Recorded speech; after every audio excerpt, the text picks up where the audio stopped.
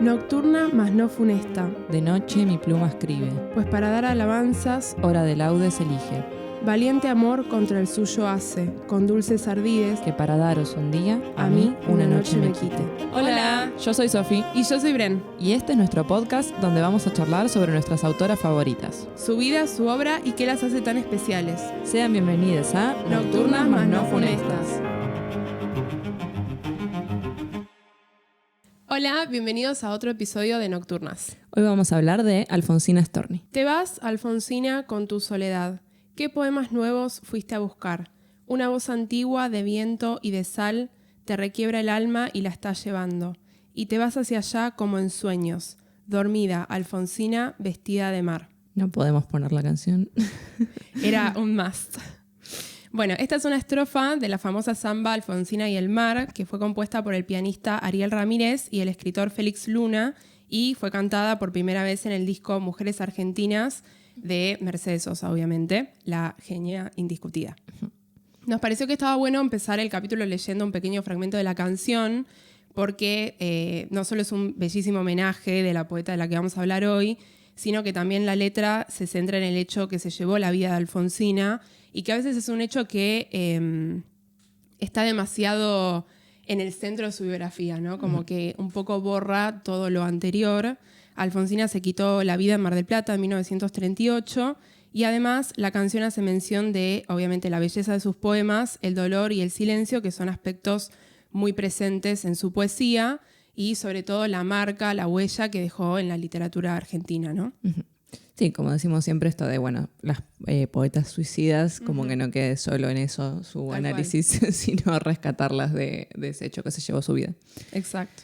Bueno, para comenzar entonces podemos decir que Alfonsina Storni nació en Capriasca, Suiza, en 1892. Sus padres eran dueños de una cervecería en la provincia de San Juan, por lo que la poeta vivió allí a lo largo de su niñez y a comienzos del siglo XX la familia se mudó a Rosario. De pequeña, Alfonsina era una niña con muchísima imaginación, que amaba inventar historias. Como deja sentado en su diario, sus padres se frustraban porque les costaba enseñarle a decir más la verdad y no mentir tanto. Aproximadamente a los 10 años, Alfonsina dejó el colegio y comenzó a trabajar en los negocios familiares, ya que su padre había instalado un café en la estación de Rosario y su madre una pequeña escuela domiciliaria. Bueno, muy pequeña, a los 12 años, también empieza a escribir sus primeros poemas y a partir de allí dice que nunca paró. Desde muy joven también, cuando se cansó de asistir a sus padres en el hogar y en los negocios, buscó ganarse la vida de manera independiente. Trabajó en una fábrica de gorras y entregando volantes por la calle hasta que en 1907 una compañía teatral la tomó como actriz.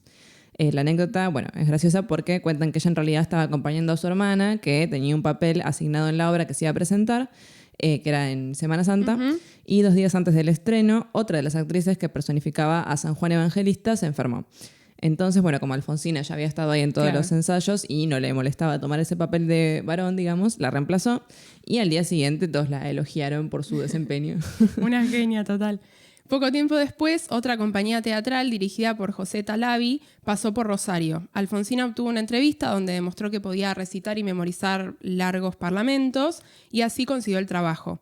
Este hecho la obligó a dejar su casa en Rosario y comenzar una gira por el interior del país. Representó papeles de conocidas obras teatrales como Espectros, de Henrik Ibsen, La loca de la casa, de Benito Pérez Galdós y Los muertos, de Florencio Sánchez. Cuando regresa a su casa se encuentra con algunas novedades. Su madre, que había dejado a su padre, se había casado con otro hombre y se había mudado a otra localidad donde reabrió esta escuela domiciliaria que ya tenía. En Bustinza, donde vivía su madre, Alfonsina entonces empezó a ayudar dictando clases de recitado y buenos modales en esta escuela. En 1909 se mudó a Coronda para terminar sus estudios. Comenzó a prepararse como maestra en la Escuela Normal Mixta de Maestros Rurales. Y ahí además la nombraron, entre comillas, vigilante, a cambio de un sueldo de 40 pesos y comenzó a estimular su escritura participando en el boletín oficial de este establecimiento. Exacto. Una vez graduada de la Escuela de Maestros, Alfonsina se mudó a Buenos Aires en 1911 y allí comienza de alguna manera su carrera literaria oficialmente. Un año después, en 1912, se empezaron a publicar sus primeros poemas y nacía su hijo Alejandro, de padre desconocido. Sus primeros versos se publicaron en revistas como Caras y Caretas o Monos y Monadas, que esta última publicó Anhelos, un poema inspirado en un legendario ombú. Hacia 1913, Alfonsina consiguió un trabajo como cajera en una farmacia. en distintas tiendas y como corresponsal, mientras seguía colaborando para otras revistas. La remuneración que recibía por estas colaboraciones era bastante baja, alrededor de 25 pesos, por lo que claramente no era su único medio de subsistencia, sino que tenían que complementarlo. Y otra anécdota simpática que trajimos es que cuando se presentó para ser redactora en una empresa que importaba aceite, ella fue la única mujer que se postuló. No solo tuvo que insistir para que la evalúen y la dejaran escribir los avisos publicitarios de prueba, sino que terminó siendo elegida. Sin embargo, por ser mujer, su sueldo era de 200 pesos, cuando para el hombre el sueldo estipulado era 400 pesos. O sea, literalmente la mitad menos cobraba. Un desastre. Classic. En el ámbito de las revistas porteñas, Alfonsina comenzó a relacionarse con algunas personalidades culturales de la época, como José Enrique Rodó, José Ingenieros o Manuel Baldomero Ugarte, y con estos empleos ya su situación económica mejoró muchísimo, lo cual le permitió realizar algunos viajes, por ejemplo, a Montevideo. Allí conoció y entabló amistad con la poeta uruguaya Juana de Ibarburu y con quien se convertiría en uno de sus amigos más cercanos, el famosísimo Horacio Quiroga, y excursus para decir que si no leyeron a Horacio Quiroga, por favor, háganlo ahora mismo. En 1916, Storni colaboraba permanentemente en la revista La Nota y comenzó a publicar allí poemas y prosa. Ese mismo año se publicó su primer volumen de poemas que se llamó La inquietud del rosal, que es un libro en el que los versos reflejan temas como el deseo, las condiciones de desigualdad por ser mujer y también su condición de madre soltera. No obtuvo buenas críticas. En la revista Nosotros se le dedicó una página en la que se mencionaba que era un volumen de poeta joven que no ha logrado todavía la integridad de sus cualidades, pero que en el futuro ha de darnos más de una valiosa producción literaria. Alfonsina le había llevado a su madre 100 ejemplares para que pudiera distribuir por Rosario, sin embargo se vendieron muy pocos por considerarla una escritora, entre comillas, inmoral. Ya veremos todas estas críticas, ¿no?, con las que tuvo que lidiar Alfonsina a lo largo de su vida. Esta fue la primera publicación que le permitió a Alfonsina codearse con más personalidades literarias de Buenos Aires, recibió ayuda del poeta Juan Julián Lastra y llegó a convertirse en editora de la revista Nosotros, que reunía muchas personalidades reconocidas. Tuvo que abandonar su trabajo como redactora en esta fábrica porque no era bien visto para la empresa tener una poeta entre el staff. O sea, aparentemente los poetas son dañinos. Así que Alfonsina consiguió otro trabajo como directora de un colegio en Marcos Paz. En 1918 publicó su segundo libro de poemas, El dulce daño, al que le siguieron Languidez, de 1920, Ocre, de 1925 y Poemas de amor, de 1926. Hacia 1923, Alfonsina era reconocida ya como una de las integrantes de la nueva generación literaria, según una encuesta de la revista Nosotros. Había obtenido el primer puesto en el Premio Municipal de Poesía y el segundo lugar en el Premio Nacional de Literatura por Languidez. No obstante, el ascenso de su éxito coincide con los primeros signos de su crisis nerviosa, que a veces la obligó a dejar de trabajar. Con la publicación de Ocre se marca un cambio decisivo en su poesía que, como vamos a hablar luego, era fundamentalmente de temática amorosa y de un estilo modernista. A partir de este volumen y luego con Poemas de amor comienza a experimentar con las técnicas que luego se ven explícitamente en el volumen que marca el comienzo de lo que se llama su segunda etapa como poeta, que es Mundo de Siete Pozos, de 1926. Además de poemas, Alfonsina produjo también crónicas periodísticas y obras teatrales, que estas últimas no fueron bien recibidas. Su primera puesta en escena fue El Almo del Mundo, que se estrenó el 20 de marzo de 1927. La obra se trataba de una mujer que había sido madre y debía revelar su secreto al hombre que ama. Este terminaba eligiendo casarse con otra mujer que no tenía hijos, quien termina ayudando a la protagonista a conquistar a este varón y confesarle la verdad sobre su hijo. Al estreno asistió el presidente Alvear, pero a los 3 días la obra fue retirada de cartel y debido a este hecho, algunos titulares establecieron: Alfonsina Storni dará al Teatro Nacional obras interesantes cuando la escena le revele nuevos e importantes secretos. O sea, siempre parecía como que a ella le faltaba algo, ¿no? Como para ser reconocida. La poeta, se sintió obviamente muy dolida por este fracaso e intentó explicarlo en cuanto a las tensiones que había tenido con el director y los actores. La situación fue difícil para ella porque venía de 10 años de ser elogiada por sus poemas y justo había fracasado en esta obra que exponía de alguna manera sus verdades más íntimas porque, obviamente tenía que ver con la biografía del autor. Exacto. Realizó distintos viajes a Rosario y a Europa por consejo de sus allegados y ya Alfonsina empezaba a mostrar por entonces cuadros de nervios más graves, ¿sí?, que la paralizaban por momentos. En España conoció a distintos escritores como Concha Méndez, Carlos Soldevila y José María de Segarra. Dedicó cursos y conferencias dentro de las que se destaca Una mujer ultramoderna y su poesía, que les recomiendo mucho, y llegó a ser comparada con Rubén Darío por una crónica española.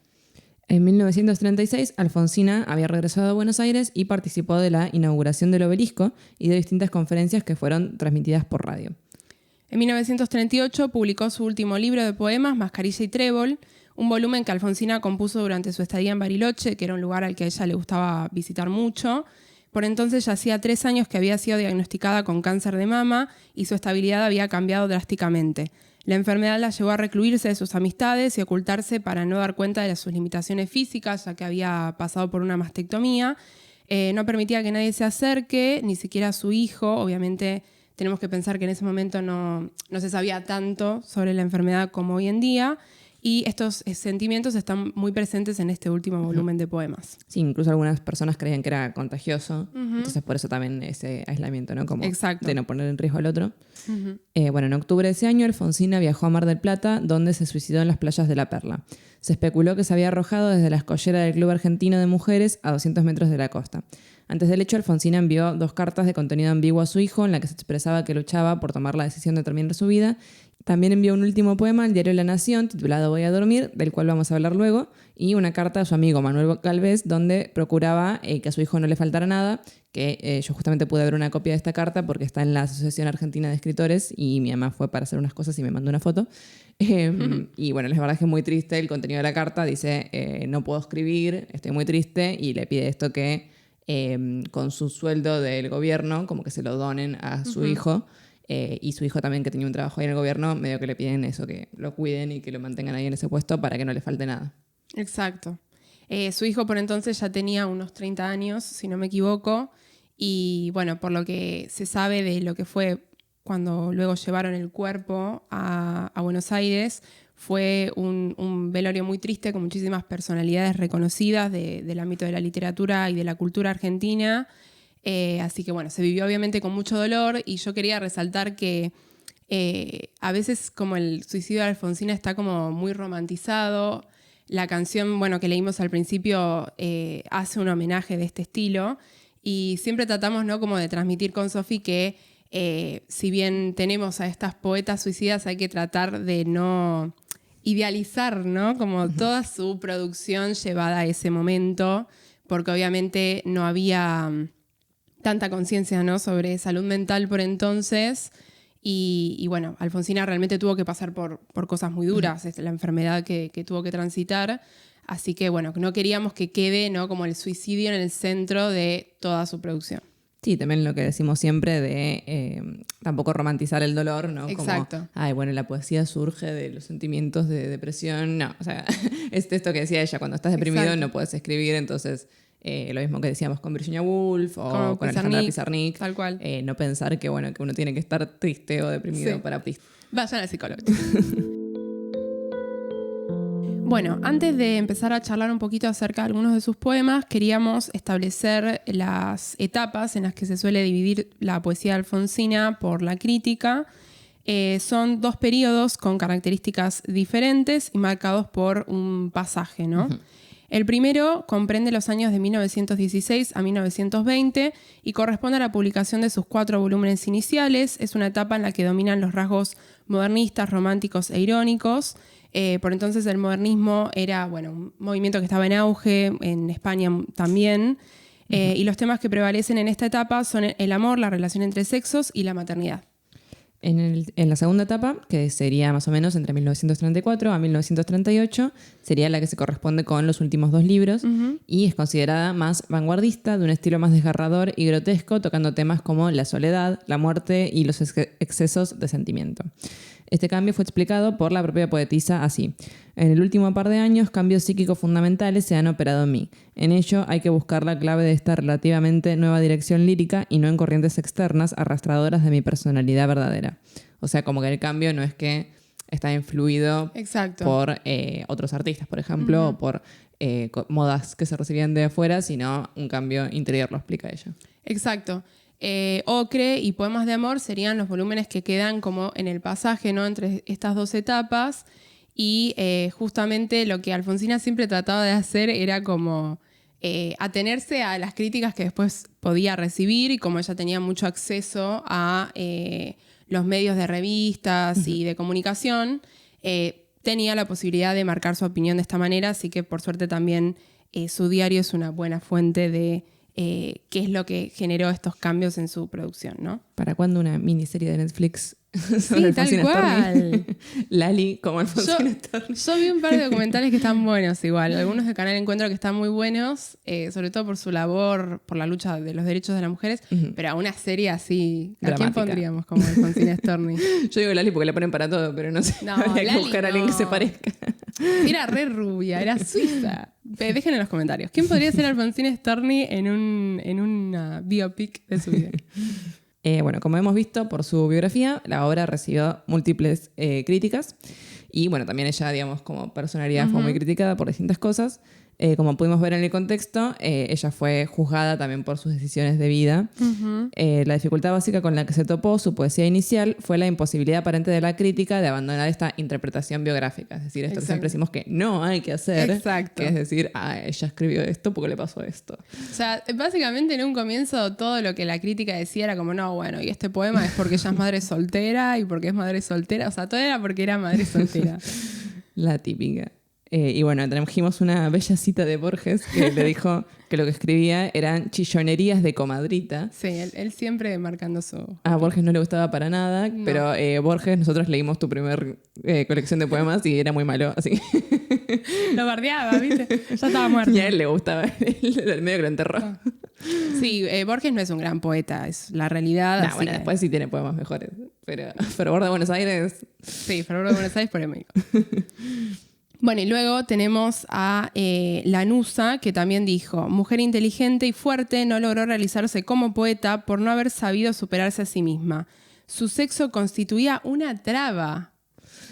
Bueno, o sea, yo no diría que Alfonsina no logró realizarse porque publicó un montón de volúmenes de poemas y si bien al principio por ahí le costó insertarse en el mundo de las letras porteñas, que era también un mundo muy cerrado y complejo, publicó muchísimo luego y es súper reconocida también su labor periodística. Es un ejemplo de vida por la lucha de los derechos de las mujeres, o sea... Sí, incluso si Lanusa. no aprecian su poesía, ¿Quién digamos. es Lanusa? ¿Quién es? Y esto del sexo que constituye una traba me llama la atención porque, en todo caso, sí, constituye una traba justamente para poder escribir y publicar igual que los Exacto. otros escritores varones que tenían muchísimas más facilidades, ¿no? E incluso también si lo pensamos desde el lado de que ella tenía que trabajar para mantener a su hijo como madre soltera, justamente, obviamente había una dificultad porque te queda menos tiempo, menos energía, menos Obvio. todo para escribir. En ese sentido sí es una traba ahora en su poesía. Me parece que no se ve como una traba el hecho de que sea mujer. No, tremendo, tremendo. Este muchacho tendría que leer un cuarto propio. Tenemos el capítulo 3. Se lo mandamos. Sin embargo, para la gran mayoría de la crítica, tanto vida como obra de Alfonsina Storni son un ejemplo de libertad individual y artística, como decíamos. Fue una poeta vigorosa, prolífica y original, y no puede negarse que cambió la poesía latinoamericana. Con cada nueva publicación, su importancia literaria iba en aumento y las opiniones del contexto crecían en interés. Bueno, como curiosidad, les trajimos un rumor muy extendido de la época que era que Alfonsina no era una muchacha muy agraciada. En razón a esto es interesante revisar lo que dijo Gabriela Mistral, una famosísima poeta chilena que también nos gusta, que visitó en una ocasión a Alfonsina en su casa de la calle Cuba. El encuentro había sido arreglado por teléfono. Mistral dice que se vio impresionada por la voz de Alfonsina, ya que había escuchado que era fea y sentía que no tenía voz como de fea. Claro. Y luego de su visita declaró: extraordinaria la cabeza, pero no por rasgos ingratos, sino por un cabello enteramente plateado que hace el marco de un rostro de 25 años. Cabello más hermoso no he visto. Es extraño como lo fuera la luz de la luna a mediodía. Era dorado y alguna dulzura rubia quedaba todavía en los gajos blancos. El ojo azul, la empinada nariz francesa, muy graciosa, y la piel rosada le dan alguna cosa infantil que desmiente la conversación sagaz y de mujer madura. O sea, bueno, Mistral obviamente quedó muy impactada. Sí, ellas. ¿Amichas o más? Los historiadores dirán. Los historiadores. Pero bueno, sí, o sea, también un poco esto que siempre decimos de que hay como un parámetro de belleza para el varón y un parámetro de belleza para la mujer que no siempre coinciden, y en este caso, evidentemente, a Gabriela Mistral le pareció hermosa. Exacto. Por ahí era un rumor que habían extendido los varones, ¿no? Esto de que era fea. Sí, obviamente, además infundado, pero era algo que por lo que yo estuve leyendo, incluso había caricaturas, o sea, como, bueno, el que quería burlarse, obviamente, en esa época tenía medios crueles para hacerlo. No sé si tan crueles como hoy, pero bueno. Uh-huh. Y bueno, me gustó mucho este parlamento de Mistral porque ella terminó pensando como que Alfonsina realmente era un ejemplo de mujer en la ciudad que se hizo de abajo, al margen de, obviamente, esas bellas palabras que le dedicó a su apariencia. Así que está bueno, además, que la reconozca otra escritora uh-huh. del mismo nivel e importancia que ella también, ¿no? Bueno, ahora sí vamos a empezar a comentar algunos de sus poemas. Comenzamos con Tú me quieres salva, que forma parte del Dulce Daño de 1918 y dice de la siguiente manera. Tú me quieres salva, me quieres de espumas, me quieres de nácar, que sea Azucena sobre todas casta, de perfume tenue, corola cerrada, ni un rayo de luna filtrado me halla, ni una margarita se diga mi hermana. Tú me quieres nibia, tú me quieres blanca, tú me quieres salva. Tú que hubiste todas las copas a mano, de frutos y mieles los labios morados. Tú que en el banquete cubierto de pámpanos dejaste las carnes festejando a Baco. Tú que en los jardines negros del engaño, vestido de rojo, corriste al estrago. Tú que el esqueleto conservas intacto, no sé todavía por cuáles milagros. Me pretendes blanca, Dios te lo perdone. Me pretendes casta, Dios te lo perdone. Me pretendes salva. Huye hacia los bosques, vete a la montaña, límpiate la boca, vive en las cabañas. Toca con las manos la tierra mojada, alimenta el cuerpo con raíz amarga. Bebe de las rocas, duerme sobre escarcha, renueva tejidos con salitre y agua. Habla con los pájaros y lévate al alba. Y cuando las carnes te sean tornadas y cuando hayas puesto en ellas el alma, que por las alcobas se quedó enredada, entonces, buen hombre, preténdeme blanca, preténdeme nibia, preténdeme casta. Fin. Bueno, antes de comenzar cuestiones de análisis, quiero decir que este poema a mí me encanta. Fue uno de los primeros poemas de Alfonsina que leí y me impactó mucho el hecho de pensar que ella realmente estaba diciendo todo esto en 1918. Uh-huh. Y entendí un poco también por qué hoy las críticas recibidas y me costó mucho pensar en el hecho de dónde encontraba ella la fuerza, ¿no? Como para enfrentarse a estas críticas e igual después seguir escribiendo poemas en los que expresaba sentimientos que realmente eran muy profundos en cuanto al sexo, en cuanto al género. Entonces no quería dejar de traerlo al podcast para que podamos comentarlo juntas. Para empezar el análisis vamos a señalar que en el poema tenemos un yo lírico o sujeto lírico. Uh-huh. Recuerden que ese es el sujeto de la enunciación, la persona que habla en el poema, uh-huh. que da cuenta de este dolor que le produce la existencia en un mundo donde las mujeres siempre están, digamos, limitadas, ¿no? Por las expectativas de los varones y relegadas a un espacio privado, ¿no? Sí, del doméstico, digamos. Uh-huh. Bueno, como mencionamos varias veces, en el siglo XX las mujeres trabajadoras comienzan a luchar con, digamos, esta participación en el mundo laboral y empiezan a salir en espacios públicos uh-huh. En contra del estereotipo al que todas habían sido relegadas, como también hemos mencionado el ángel del hogar, uh-huh. que es esta ama de casa que es la super mamá, super esposa, ¿no? Y que solo se digamos, desarrolla en este espacio íntimo. Uh-huh. Y bueno, cuando decimos esto de luchar, no necesariamente hacemos referencia a las manifestaciones o reclamos, que también hubo, sino más bien al desafío que algunas mujeres establecían frente a una lógica binaria, ¿no? Exacto. Y bueno, el poema plantea este estereotipo del ángel del hogar, que sería la mujer como se la describe alba, casta, nibia, uh-huh. que son todos adjetivos relacionados con lo blanco, como la blanco. La pureza, ¿no? Exacto. Y la queja se sostiene justamente en cuanto a que el yo lírico parece no poder o no querer acomodarse dentro de esta etiqueta de la castidad y la pureza. Exacto. Y sus búsquedas del equilibrio, ¿no? Y la reevaluación de los roles de género. Exacto. Sin excederse demasiado en hacer una lectura biográfica del poema, que es lo que decimos que no hay que hacer, la historia de vida de Alfonsina Storni misma refleja un desafío a este estereotipo del ángel del hogar en todo sentido. O sea, lo decimos no porque estemos de acuerdo por ahí con hacer esta lectura, pero obviamente para que se entienda por qué si uno googlea por ahí Tú me quieres salva, análisis, lo primero que va a encontrar es como Alfonsina Storni era madre soltera. Por lo tanto, entonces es como, bueno, obviamente ella fue trabajadora desde muy joven para mantenerse, para mantener a su hijo. Entonces estos sentimientos estaban muy masticados en su interior, ¿no? Obviamente el poema no es un poema sobre su vida, pero sí estos sentimientos están en un plano de lo conocido, ¿no? Eso no podemos negarlo. En este sentido, el poema cuenta con un sujeto activo, yo lírico, que rompe el silencio y manifiesta sus denuncias a viva voz. Él manifiesta el insulto que implica recibir todas estas exigencias por parte del varón, por parte del hombre.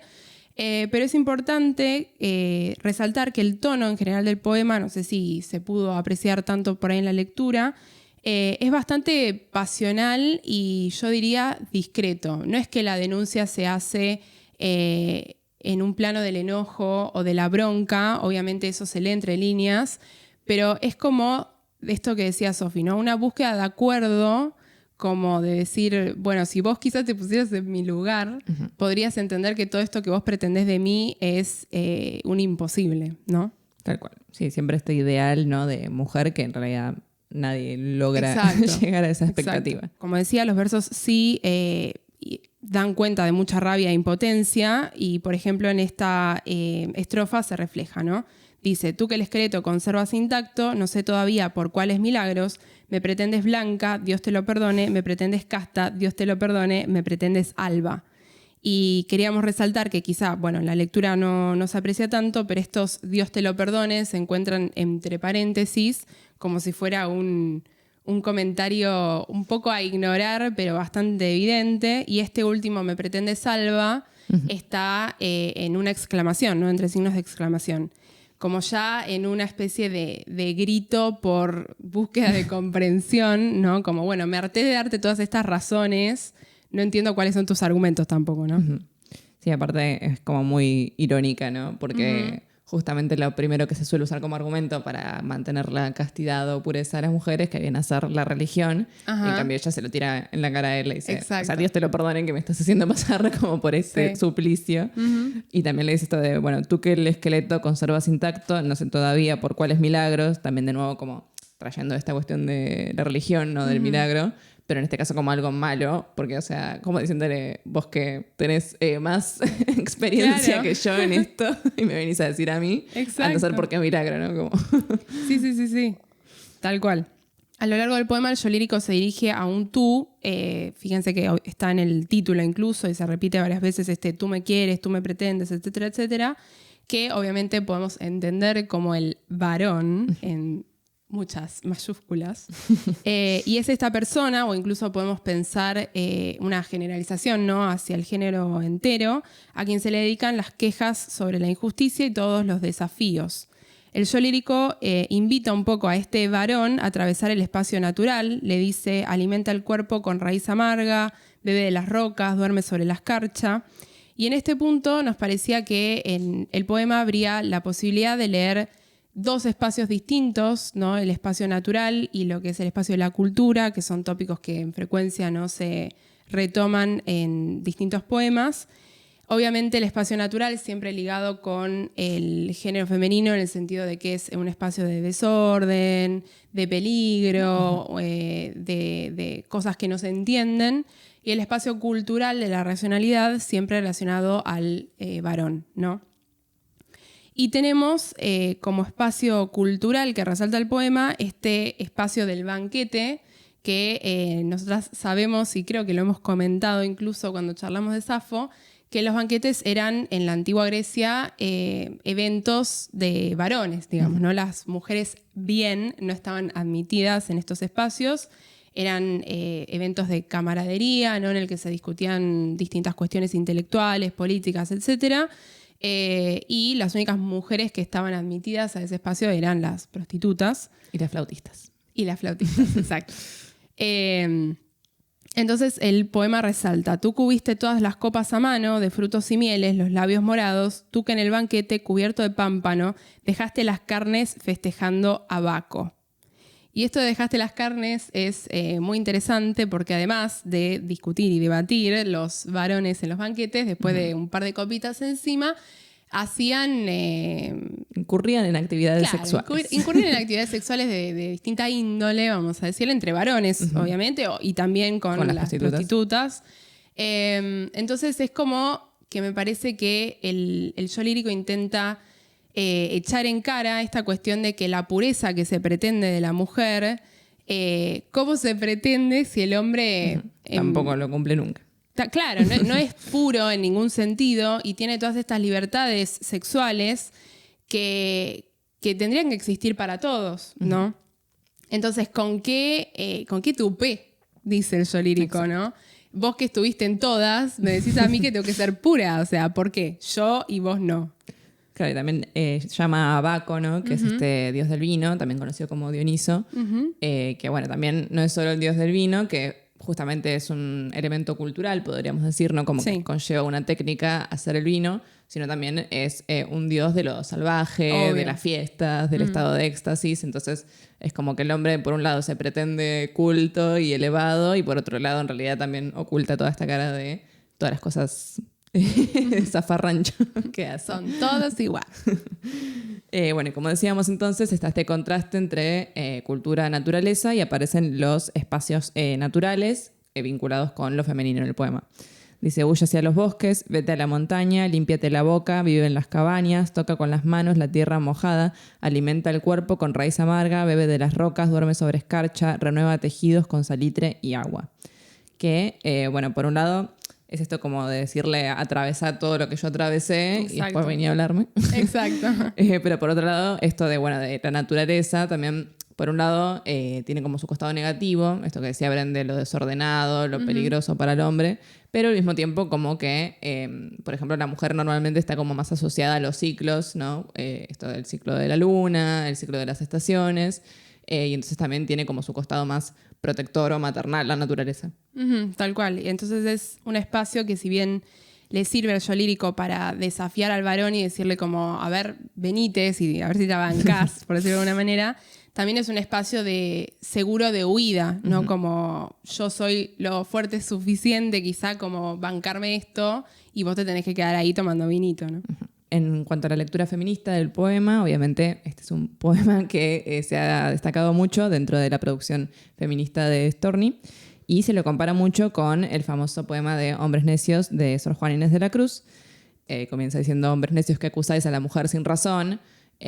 Justamente habla de esta cosa que vienen haciendo los hombres evidentemente desde la época de Sor Juana, o sea, desde el 1500. Exacto. De echarle en cara a la mujer las cosas que hacen mal cuando en realidad ellos mismos hacen lo mismo o son la causa de ellos del mal de la mujer, ¿no? Exacto. Un poema que está muy bueno y una autora a quien le debemos un capítulo hace demasiado, ¿no? Porque no sé si saben o se dieron cuenta que el título del podcast es por Sor Juana, ¿no? A lo largo de su vida, Alfonsina no solo abrió sus propios espacios como mujer trabajadora, sino que se encargó de difundir las letras femeninas en distintas ponencias y contestar a las críticas recibidas. En 1931, por ejemplo, fue nombrada jurado de intendencia, por primera vez se admitía una mujer en este cargo, y refiriéndose a este hecho, comentó luego en el diario, la civilización borra cada vez más las diferencias de sexo porque levanta a hombre y mujer a seres pensantes y mezclan en aquel ápice lo que parecieran características propias de cada sexo y que no eran más que estados de insuficiencia mental. Ella, polémica siempre. O sea, es importante resaltar esta cita, me pareció, porque es una muestra de que esta actitud combativa, por decirlo de alguna manera, que a veces se demoniza por algunos varones, también puede tener su costado intelectual. O sea, ella no está diciendo nunca que una cosa es mejor que otra, sino la búsqueda de igualdad, que era de alguna manera uno de sus objetivos de vida y por ello luchó. Entonces, que el poema pueda de alguna manera hacernos pensar un poco en estos sentimientos y mismo lo que estábamos diciendo recién, como una situación que se vive desde el 1500 cuando vivía Sor Juana y llega al siglo XX con Alfonsina y se extiende incluso hasta el siglo XXI y así podremos seguir, lamentablemente. Es algo que hay que revisar y reelaborar todo el tiempo, ¿no? Faceta periodística, como vamos a hablar ahora en un ratito, es la que contiene las críticas más explícitas a las desigualdades existentes en la sociedad En sus columnas y notas frecuentemente criticaba, por ejemplo, la falta del divorcio o cuestionaba el matrimonio como institución que relegaba a la mujer a un estatus de vulnerabilidad económica, como hemos visto, por ejemplo, con Virginia Woolf. Que obviamente, bueno, si la mujer no tenía acceso al dinero o a las propiedades, quedaba todo a nombre del marido y luego ella no tenía posibilidad de irse si quería hacerlo. Sin embargo, también hay otros poemas que acompañan a Tú me quieres, Alba, en cuanto al tono de demanda, como Hombre pequeñito o La loba, entre algunos de ellos. Muy recomendables también. Siguen un poco la misma línea, cada uno obviamente con sus particularidades, pero bueno, en general, como decíamos, son temáticas que están muy presentes en esta primera parte de la producción de Alfonsina. No es que luego se abandonan, obviamente, pero quizás sí se reemplazan, ¿no?, por otro tipo de experimentación. El segundo poema que seleccionamos es Tú que nunca serás. Sábado fue y capricho, el beso dado. Capricho de varón, audaz y fino. Mas fue dulce el capricho masculino, a este mi corazón lo ves no alado. No es que cerca no creo si inclinado, sobre mis manos te sentí divino, y me embriagué.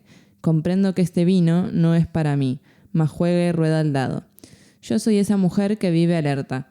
Tú, el tremendo varón que se despierta en un torrente que se ensancha en río, y más se encrespa mientras corre y poda.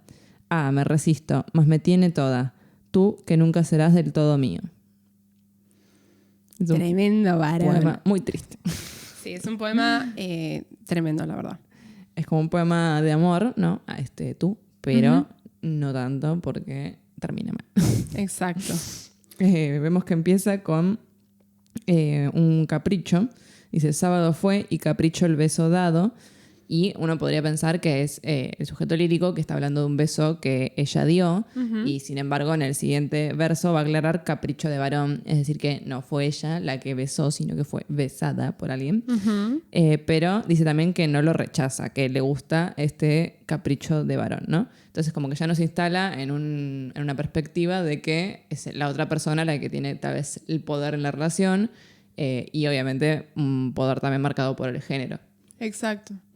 La cuestión del capricho me gusta porque es una palabra que tiene una connotación de que, bueno, un capricho de alguna manera pierde, ¿no?, la parte del deseo, porque un capricho no es lo mismo que un deseo justamente, sino es más fugaz. Una cuestión, sí, fugaz o una cuestión de intensidad del momento.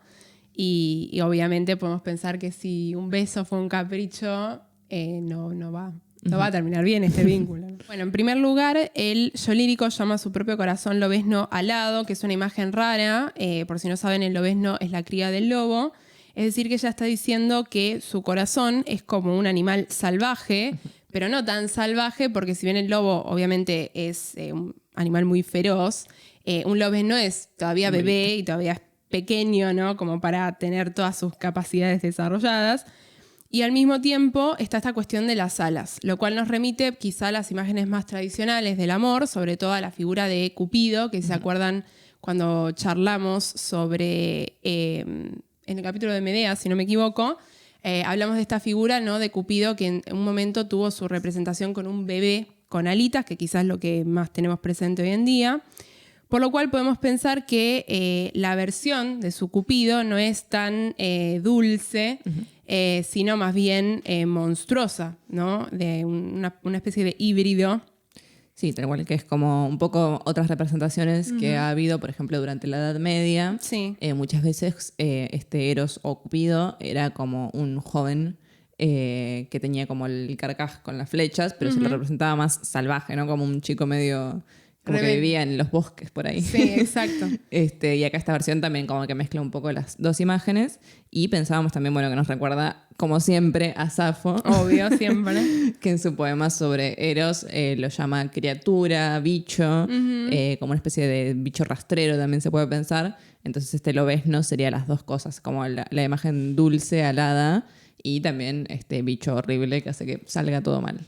Exacto. Y el hecho de que el corazón, ¿no?, si lo pensamos en lo que simboliza, ¿no?, como órgano, el órgano del amor, que esté relacionado justamente con algo que podemos conectar con lo monstruoso, pero al mismo tiempo lo salvaje también, es bastante fuerte como imagen, ¿no?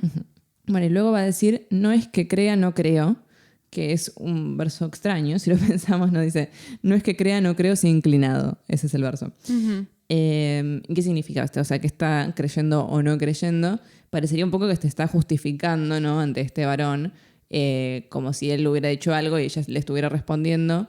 Y un poco parece estar diciendo, no es que me haya ilusionado, no me ilusiono. Como atajándose antes de que el Exacto. tipo le pueda decir algo, ¿no? Antes que le tire la perorata de siempre, digamos. Pero luego admite que de todas maneras lo sintió divino, es decir, que de alguna manera, si bien se está atajando, diciendo que no se ilusiona, hay un gran rasgo que le gustó, ¿no? Y que si lo siente divino, obviamente uno va a querer quedarse en ese espacio de proximidad. Y de vuelta nos hacía recordar a Safo, porque siempre los vínculos amorosos, ¿no? En Safo se expresan con esta sensación de es como, bueno, te quiero, pero al mismo tiempo tu amor me hace daño. Esta cuestión de lo dulce y lo amargo que charlamos siempre. Entonces es como, bueno, me ilusiono o no me ilusiono, pero igual me gusta.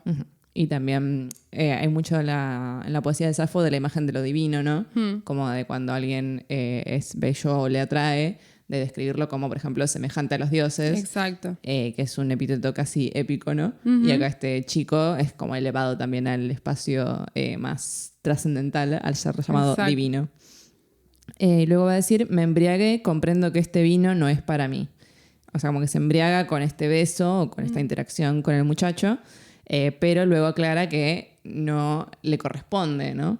Y transmite como la sensación de una persona que siempre se siente desplazada, como fuera de lugar, porque incluso en ese momento que está recibiendo un beso, como que no se lo adjudica, o por lo menos no puede adjudicarse los sentimientos, ¿no? En este sentido podemos pensar que el beso fue para ella, o sea, sucedió, pero quizá ella no era la verdadera destinataria y por ahí darse cuenta, ¿no? Si bien no resta el placer que uno puede sentir, de todas maneras sí, de alguna manera, no sé, te la baja, por decirlo, ¿no? Empaña el recuerdo. Exacto, ¿no? Es como, bueno, sí, divino el beso, todo, pero un caprichito. Y luego va a, de cierta manera, contrastarse a ella con el varón y dice esta estrofa de yo soy esa mujer que vive alerta, tú el tremendo varón que se despierta en un torrente que se ensancha en río y más se encrespa mientras corre y poda. Que por lo que vemos, obviamente, ella tiene un solo verso, ¿no? Que se describe como la mujer que vive alerta, mientras que el varón tiene 3 versos. Exacto. Es decir, es más expansivo y justamente lo que describe, ¿no? Es esta imagen del agua que corre y se ensancha, como de nuevo el varón siendo el que puede ocupar lugar, el que puede hacer ruido y el que puede como tomar las riendas de la relación, mientras que ella queda como en ese lugar así medio apartado. Sí, que también son imágenes de un amor bastante salvaje, ¿no? O al menos de lo salvaje en el lugar de esa persona que, si bien el poema no la describe como una persona amada, al menos como una persona interesante para el yo lírico. Y otra vez, ¿no? Está como esta sensación como de que, bueno, se lleva todo por delante ese amor ahora en la representación del varón, ¿no? En los últimos 2 versos pasa de una tercera persona a una segunda. El sujeto lírico viene hablando de este varón todo el tiempo como si fuera un otro, y acá termina siendo el destinatario del poema, ¿no? Dice, tú que nunca serás del todo mío. Como que al final medio que se deja ser vulnerable, ¿no? Y a pararse frente a esta persona para decirle todo esto. Exacto. Se da vuelta y lo enfrenta de alguna manera con una afirmación que es bastante dolorosa, ¿no? Como el hecho de manifestar un nunca, que es con nunca serás del todo mío, o sea, este caprichito se va a seguir perpetuando y yo estoy, pero obviamente es la verdad que está por detrás de eso es que no va a salir de ese vínculo mucho más, ¿no? Y bueno, trajimos un fragmento de otra autora, del Diario de Pizarnik, porque todo el poema nos hizo pensar mucho como en este pasaje, por la sensación como de desplazamiento, ¿no? Como este lugar de la otredad, como de estoy en esta relación, pero no estoy, porque en realidad no me corresponde, o porque no me siento que me debería tocar a mí. Así que bueno, trajimos para leerles. Dice, ¿por qué no me ubico en un lugarcito tranquilo y me caso y tengo hijos y voy al cine, a una confitería, al teatro? ¿Por qué no acepto esta realidad? ¿Por qué sufro y me martirizo con los espectros de mi fantasía? ¿Por qué insisto en el llamado? ¿Por qué me analizo? ¿Por qué no me olvido de mi alma y no estrujo el pañuelito húmedo leyendo Cuerpos y Almas? ¿Por qué no me visto con elegancia y paseo por Santa Fe del brazo de mi novio? Bueno, justamente este fragmento está en relación con el yo lírico del poema porque son dos mujeres, ¿no?, que se ubican en este lugar de la otra, de la mujer extraña, que de alguna manera no puede adaptarse a lo que todos los demás hacen y que parece no merecer e incluso creerse que no merece algo más que un capricho, ¿no? Como, bueno, de alguna manera eso nunca me va a pasar a mí. Por más de que yo lo quiera, por más de que yo me cuestione el por qué no lo soy, hay algo que me refrena a ser esa mujer normal, entre muchas comillas, ¿no? Lo que todas nos preguntamos en un momento. ¿Por qué no soy como los demás? Bueno, y en tercer lugar les trajimos un poema que mencionamos al comienzo, que es el último poema de Alfonsina, que se llama Voy a dormir, y del cual se tomaron varios versos para la canción que también que comentamos al principio, La Zamba, y que bueno, muy triste, así que vamos a leerlo sin más. Voy a dormir. Dientes de flores, cofia de rocío, manos de hierbas, tú, nodriza fina, tenme prestas las sábanas terrosas y el edredón de musgos escardados. Voy a dormir, nodriza mía, acuéstame. Ponme una lámpara a la cabecera, una constelación, la que te guste. Todas son buenas. Bájale un poquito. Déjame sola, oyes romper los brotes. Te acuna un pie celeste desde arriba y un pájaro te traza unos compases, para que olvides. Gracias. Ah, un encargo. Si él llama nuevamente por teléfono, le dices que no insista, que he salido. Tremendo. Bueno, muy triste. Sí, es un último poema, la verdad, desgarrador, ¿no? Todas las imágenes que se presentan en relación a la muerte, que ahora vamos a charlar. Bueno, este poema lo envió Alfonsina, como decíamos al comienzo, a La Nación, como en un último acercamiento, y La Nación lo publicó una vez que se conocieron, ¿no? Es decir, que se encontró el cuerpo y se conocieron un poco las razones que la llevaron, ¿no? En cuanto a la estructura, es un soneto en endecasílabos, pero sin rima, y por eso mismo se los suele llamar a este tipo de sonetos los antisonetos. Y vemos que comienza con una serie de vocativos, es decir, de llamados a cosas, y en este caso le habla a distintos elementos de la tierra. Son todas las cosas que la cubrirían o la rodearían cuando ella esté muerta y enterrada, y las personifica dándole ciertos atributos humanos. Por ejemplo, va a decir dientes de flores, manos de hierbas, y también aparece la idea del dormir desde un comienzo, dice cofia de rocío.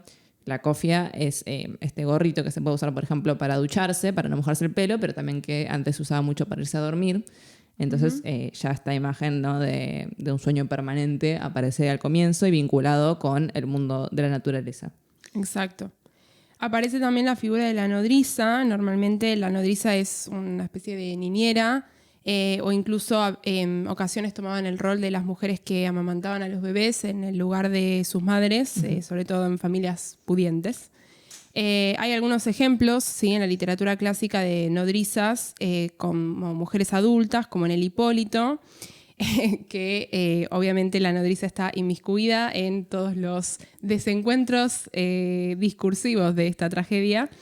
Pero bueno, en general eran figuras muy amadas, ¿no?, por quienes habían sido criados por ellas y formaban parte de la familia, sobre todo, como decíamos, en los casos en los que llegaban a amamantar a los hijos, con lo cual convoca todo un imaginario relacionado con la infancia, la nutrición, la crianza, los cuidados.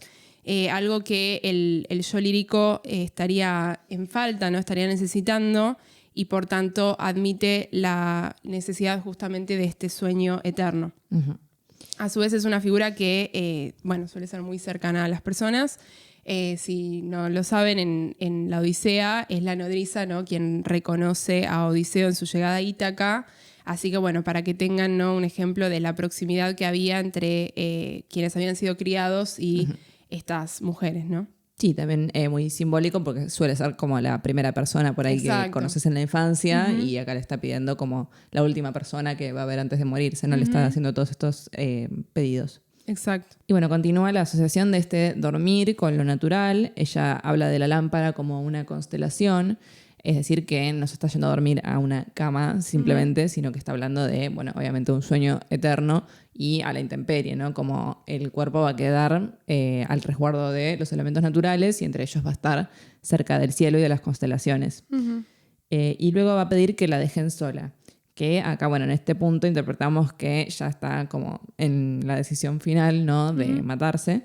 y dice oír los brotes que crecen, es decir, que ella está bajo tierra y es como si estuviera escuchando las plantas crecer. Exacto. Y en este sentido nos recuerda un poco también el poema de Emily Dickinson, donde ella como que hace un poema de su funeral, ¿no? Y el sujeto lírico también narra desde la muerte, digamos. Exacto.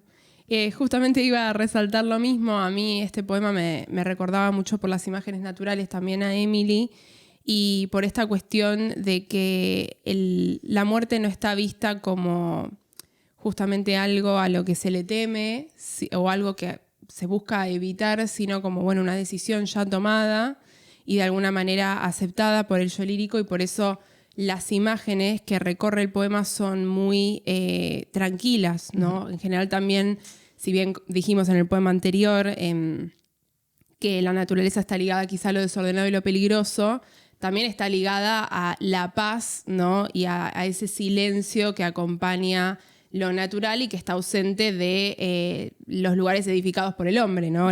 Como las ciudades, por ejemplo. En la lectura no se nota, pero cuando leí Para que olvides, gracias, hay puntos suspensivos. Y eso es llamativo también porque justamente está pidiendo que olvides, pero no dice qué.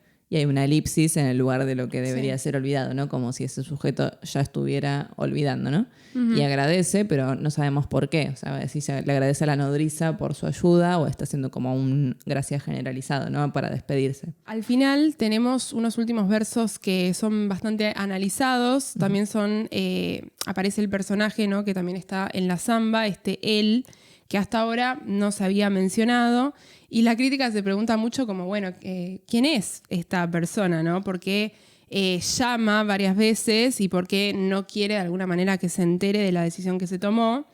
Normalmente se toma como ejemplo una lectura biográfica de que esta persona sería a quien mencionamos, su amigo Gálvez, que Alfonsina le envió esta última carta pidiéndole que se haga cargo de Alejandro.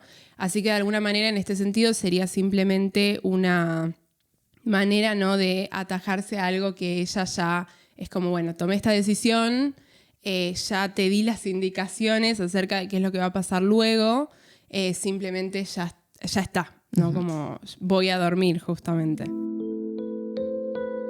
Bueno, y para terminar queríamos comentar una de las crónicas periodísticas de Alfonsina Storni para tener de alguna manera otra de sus facetas y poder, ver qué es lo que podemos extraer de una voz que obviamente en una crónica va a ser muy distinta, ¿no?, que en un poema.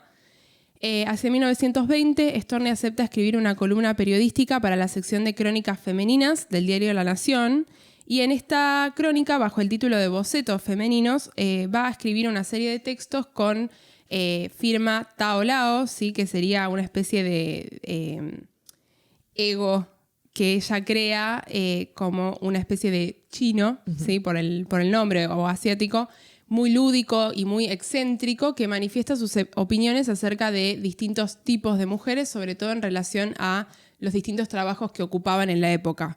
Obviamente nosotras, como siempre decimos, si bien para principios, mediados del siglo XX, las mujeres ya podían acceder a los espacios de trabajo, no es que puedan acceder a cualquier espacio de trabajo, sino que había como distintos trabajos que típicamente eran ocupados por mujeres, y son justamente estos los que va a retomar Tao Lao en las crónicas. Es decir, que Alfonsina toma una voz masculina justamente para ironizar y tensionar el discurso de los varones desde adentro, ¿no? Y poder de alguna manera crear un desafío todavía más marcado. Como Tao Lao se dedicó a presentar estos distintos puestos de mujeres trabajadoras, como decía, tenemos crónicas a las manicuras, las profesoras, las acuarelistas de pincel menor, pero nosotras vamos a hablar de la crónica La Perfecta Dactilógrafa. Las dactilógrafas eran los que también se llamaban maquinógrafas, ¿no?, que pasaban con máquina de escribir distintos textos, lo que hoy sería data entry. Y siguiendo a Tania Diz, en su texto del 2003, dice que es necesario tener presente que si bien la crítica literaria reduce el uso de seudónimo por escritoras a un medio de protección, es decir, bueno, para que no me critiquen a mí, Alfonsina Storni, uso el seudónimo de Tao Lao, ese no es el caso. Dado el reconocimiento de Storni en la época, no es esta la razón que la inspira a utilizarlo y tampoco su intención ocultarse. Bocetos Femeninos no es la única serie de crónicas femeninas que tuvo a su cargo. También se destacan Feminidades y Vida Femenina en el diario La Nota. A mí me llama la atención todo este género. No siempre ya hablamos de las cosas como orientadas hacia las mujeres, ¿no? Pero creo que hoy en día también un poco se ha como retomado en las redes sociales. Por ejemplo, el género esto de parodia, ¿no? O de como burlas hacia el discurso de los varones y a los estereotipos, como, no sé, pienso en Evita Luna de TikTok, ¿no? Como que tiene estas manicuristas, la depiladora, la vividora, y como que son todos estereotipos de mujeres. Y me parece que un poco se ha retomado esta cuestión de hacer como sátira o parodia de distintos personajes. Sí, es verdad. Obviamente en el caso de Alfonsina no era quizá tanto con el objetivo de generar humor como si hoy en día, pero es cierto que también, y creo que esto sí lo hemos mencionado, ¿no? Como que siempre se busca de alguna manera como dividir las cosas, como cuando decimos, bueno, el estereotipo de la pilipili o el estereotipo del tincho, quizá ahora es más equitativo, ¿no? O sea, hay estereotipos de hombres y estereotipos de mujeres. Pero en este momento era como muy demonizado, como bueno, la mujer que salía al trabajo tenía que ser criticada, no podía como ser festejada, ¿no? Justamente porque si uno quería ser una mujer festejada, se tenía que quedar en casa. El ángel. En La Perfecta Dactilógrafa, justamente el desafío se encuentra, como decíamos, en parodiar el discurso masculino con este cronista ficcional Tao Lao, para evidenciar aquellas cosas que se esperan del género y aquellas cosas absurdas que parecen importar en lo que es un puesto femenino, ¿no? Un puesto de trabajo que debía ocupar una mujer. El texto se abre con un desplazamiento público, es decir, comienza con una escena en la que tenemos a distintas mujeres que van en el tranvía a sus distintos puestos de trabajo. Y en este momento Tao Lao empieza como a tener una opinión sobre cada una de ellas, como bueno, según la manera en la que están vestidas, un poco comunica qué tipo de puesto ocuparían, incluso también por el tipo de revista o diario que están leyendo, ¿no? La mirada de Tao Lao categoriza los trabajos de las mujeres según sus materiales de lectura y él dice, por ejemplo, si una jovencita lleva una revista policial, podemos afirmar que es obrera de fábrica o costurera, se apechuga con una revista ilustrada, dactilógrafa o empleada de tienda. Entonces, de esta manera, obviamente tenemos algo que en la época estaba muy presente, que era esta cuestión de la mirada externa, ¿no? Como una siendo mujer y formando parte de ese mundo del trabajo, no podía librarse de las opiniones de los demás, ni tampoco de las expectativas. Como, bueno, si sos una mujer, no sé, manicura, lo tenés que demostrar de alguna manera. Y eso se va a replicar en tus actitudes, en tus lecturas, en tu vestimenta, en la manera en la que te maquillás. Es decir, no había como posibilidad de libertad en cuanto a la decisión propia. Sí, también, por ejemplo, habla de que las mujeres que leen el diario son feministas, ¿no? Como una asociación así muy... ¿qué vos decís? Porque, out of context. pero también dice esto como de que son las Evas y justamente nos lleva a esto que íbamos a nombrar, que separa a las mujeres entre punibles o no punibles, ¿no? Lo cual obviamente nos estaría dando la pauta de que hay ciertas mujeres que pueden desempeñarse en el espacio público y otras que no. Exacto. Pero en un momento dice como, quédense tranquilos, como que las feministas no son tantas. Claro, tal cual. Que me parece que se ha mantenido hasta el día de hoy esta cosa, ¿no? Sí. Como, bueno, había una con pañuelo verde en el colectivo y es como, qué escándalo. Yo me acuerdo cuando fue la época quizá de muchísimas más, bueno, pre-pandemia, ¿no? Como todas estas manifestaciones, no sé si te acordás, Sofi, del tetazo que hubo, que me acuerdo que yo en ese momento un día me tuve que tomar un taxi en Capital y todavía habían quedado grafitados algunas partes de la zona del Congreso. Y el taxista, obviamente como todo taxista, y por eso vamos a encajarlo en un estereotipo, hizo un comentario, ¿no? Acerca del tetazo. Y me dijo algo así como que él estaba manejando en ese momento y como que se le apareció una mujer y que él no tenía ganas de verla y que después dicen que uno es un violador. Y empezó con todo ese discurso. Y en un momento me dijo, tus padres tendrían que agradecer que no hayas salido desviadita, me dijo. ¿Qué? Y yo me quedé porque la realidad es que el tipo no me conocía, yo no había hecho ningún comentario, obviamente, ni bueno ni malo, o sea, tampoco quería por seguridad propia llevarle la contra, pero es como, después me puse a pensar como, bueno, ¿por qué asumió? ¿Por qué asumió cosas? Y además, ¿por qué un padre tendría que agradecer o lamentar que su hija haya salido? Como si fuera un devenir, ¿no? O sea, no, te tocó esa hija me salió enviada. feminista, tipo, desgracia total. ¿Por qué no me salió milipili? Dactilógrafa. ¿No? Claro, dactilógrafa. Así que, bueno, son obviamente como marcas que siguen existiendo, incluso con una gravedad también importante, pero bueno, en este caso estaban como más marcadas en los espacios de trabajo, ¿no?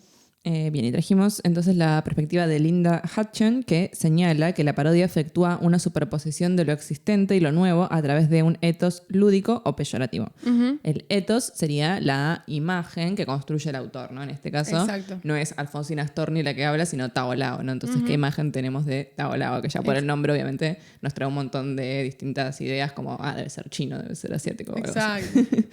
En el discurso del cronista se juegan ambos gestos, ¿no? La posición de Tao Lao encarna los temores sociales ante las amenazas a la ideología de la domesticidad, algo que sigue hoy muy presente, y su acercamiento a la causa de ese temor, las mujeres trabajadoras, es ridículo, ¿no? O sea, como que lo lleva a un punto tan absurdo que termina siendo claro que no cree eso mismo la autora, ¿no? No obstante, aloja por debajo también un espacio crítico. Las crónicas feministas, entonces, eran justamente los espacios que los diarios destinaban por entonces al público lector femenino, y en ellos solía dominar una bajada de línea destinada a controlar, aunque siempre camuflada como consejitos, ¿no? Como del cuidado del hogar, de la familia y el cuerpo. Sí, siempre estaba también como esta sección de un poco como terapia para mujeres, ¿no? En el que las lectoras enviaban algunas cosas que la angustiaban, como, bueno, el otro día llegó mi marido a casa y yo le tenía la comida preparada y no quiso comer, y entonces había como una persona que no se sabía si era hombre o mujer, ¿no? Quien contestaba y era la dueña de la verdad y decía como, no, bueno, para la próxima tendrías que probar cuando tu marido llegue por ahí ponerte un vestido así, un vestido así.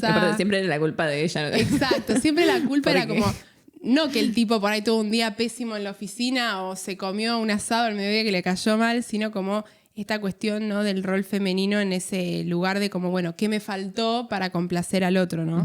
En el texto, la parodia directa de estos discursos se refleja en el tono de receta, porque hacia el final de la crónica vamos a tener justamente cómo construir a la perfecta dactilógrafa. Exacto. Y lo pone así como si fuera una torta, ¿no? Básicamente. Sí. El cronista destaca que es determinante pintarse los ojos, oxigenar el cabello, o sea, aclararlo, ¿no? Hacerle un traje corto y a la moda, más que instruirla en la buena ortografía. Y de hecho dice que hay que salpicarla con mala ortografía, como si diciendo todas las dactilógrafas son unas burras que solo copian, pero no saben las leyes gramaticales, ¿no? Exacto. Y entonces esta es la ironía general de la columna, porque en ese espacio entre lo que uno lee y lo que se da a entender por detrás, están estos significados que Alfonsina de alguna manera intenta manifestar, ¿no? Justamente utilizando esta voz masculina y muy juzgadora de alguna manera, y al plantar estos ingredientes de qué es lo que construye a la perfecta dactilógrafa, genera esta parodia, ¿no? Que da como resultado el mensaje de, bueno, al final lo único que les importa es esto y no lo que realmente importa, que en el caso de una dactilógrafa sería justamente la buena ortografía, que escriba bien, ¿no? Por tanto, las cualidades que hacen a la dactilógrafa perfecta tienen, como decía Sofi, todo que ver con su estética y nada con la habilidad. Y de nuevo, el tono normativo sirve para, de alguna manera, crear una contrafigura, que sería la de esta antidactilógrafa o una dactilógrafa que amenaza, porque en realidad tiene el conocimiento adecuado para el puesto, ¿no? Y él dice, a veces la dactilógrafa ni se pinta ni se pule, a tanta humildad puede acompañarse una brillante ortografía. Y lo dice como si fuera como un riesgo tremendo, ¿no? Como si recibís una dactilógrafa así, suerte con eso, ¿no? Bueno, y al igual que decíamos, como las feministas del tranvía, las que leen el diario, resurge este juicio de valor, ¿no? Si la perfecta dactilógrafa no contribuye a la mirada masculina, más vale que ni aparezca, ¿no? ¿Para qué la queremos? Y también me llamó la atención esto que dice como de que las dactilógrafas son las que llenan con risas y con charlas las calles de Buenos Aires, pero medio que lo dice como algo malo, ¿no? Porque es como, son tan tontas, como que se van por ahí riendo en voz alta. Pero era como, bueno, ¿y qué te importa si se van riendo? O sea, incluso si lo hicieran, por más de que no sea el estereotipo, o sea, ¿por qué le molestaría a la gente, no? Porque ocupan en un espacio, claro, como que no les pertenecía, ¿no? En este sentido, las estrategias dispuestas en la columna ejercen un movimiento desafiante, como decíamos, al constituir una posición que desde la enunciación reproduce un monólogo que estaba muy extendido en la época, como decíamos recién, esta cuestión de, bueno, la mujer que sale al espacio público está ocupando un espacio que no le pertenece.